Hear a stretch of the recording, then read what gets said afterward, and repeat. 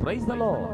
எபேசியர் 6ஆம் அதிகாரம் 13ஆம் வசனம் சொல்லுகிறது, தீங்கு நாளிலே அவைகளை நீங்கள் எதிர்க்கவும் சகலத்தையும் செய்து முடித்தவர்களாய் நிற்கவும் திராணி உள்ளவர்களாகும்படிக்கு தேவனுடைய சர்வாயுத வர்க்கத்தையும் எடுத்துக் கொள்ளுங்கள்.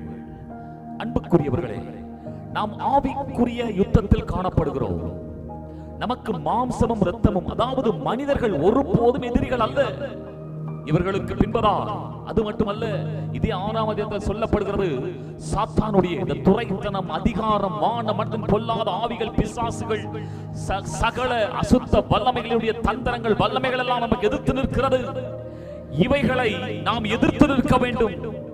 இவைகளை நாம் ஜெயித்து நிற்க வேண்டும். அதற்கு நம்முடைய சரீர திராணி பலன் அல்ல, புது உடன்படிக்கையின் ஆசீர்வாதத்திலே ஆவிக்குரிய சர்வாயுத வர்க்கங்கள், இரட்சணியம் என்னும் தலைசீரா, நீதி என்னும் மார்க்கவசம், ஆவிக்குரிய பட்டயம், விசுவாசம் என்னும் கேடகம், சத்தியம் என்னும் கச்சை, சமாதானம் என்கிற அந்த பாதரட்சை, இவைகள் எல்லாம் தேவனுடைய ஆவிக்குரிய சர்வாயுத வர்க்கங்கள்.